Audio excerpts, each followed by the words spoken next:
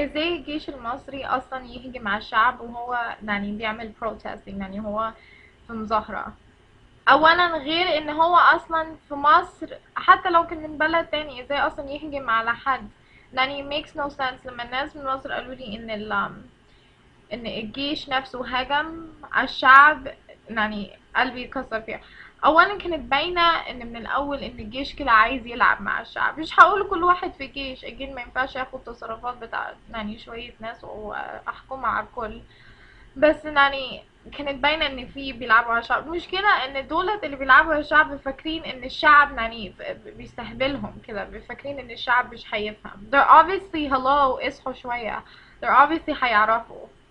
بعد كده كان في واحد بيصوروه في الفيديو قال بوينت عجبني جدا، قال ما هو ممكن ابنه يكون معايا في المظاهرة، which is true. حتى لو مش ابنك مشارك في المظاهرة، حتى لو انت قلت لعيلتك واسرتك كلها ما تشاركيش وما تعمليش كذا وانتي اقعدي في البيت عشان انا بشتغل في الحاجات دي، يعني ليه اصلا تضربهم؟ في حاجة اسمها رحمة، في حاجة اسمها ان يكون معايا قلب.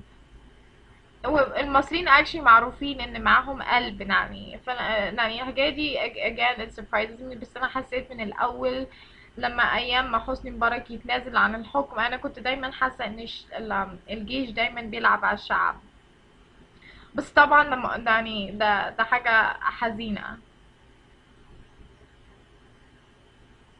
it انا مش ربنا يستر ان شاء الله. بس انا عارفة ان مصر هتكون كمان احسن من الاول، عشان كل انا عارفه ان انتوا يعني بتحاولوا تحسنوا البلد وتشوفوا الغلطات اللي فيها وتحاولوا تحسنوها.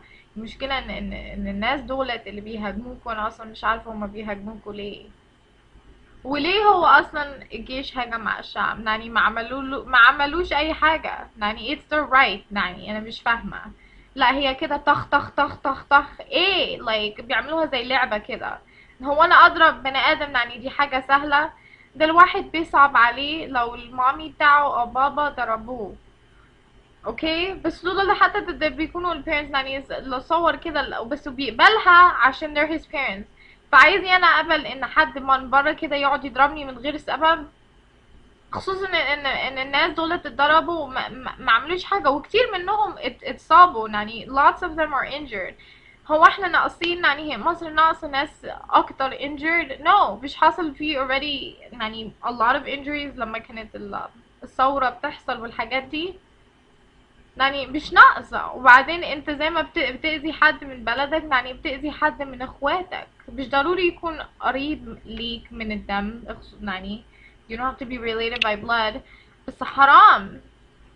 يعني خلي معاك شوية قلب، ما حبكش كده طخ طخ طخ طخ فيها ايه دي. اوكي سو انا كنت بس عايزة اقول ان يعني أم، ربنا يهديكوا اللي هما اللي انتوا عملتوا كده. انا مش عارفه لو انتوا اصلا هتشوفوا ده، بس ربنا بجد يهديكوا. لو كل واحد يعني للتانيين اللي انتوا اتضربتوا او you got injured او اي حاجه، او حتى you know just for the rest of you، ربنا معاكم صدقوني. ربنا معاكم، وربنا عارف ويشاهد ان انتوا مش بتعملوا حاجه غلط، ان هما اللي ما عندهمش قلب. فربنا ان شاء الله يدخل جوه قلبهم، يخليهم معاهم قلب، او يسترها يسترها طبعا على الشعب كله. Thank you.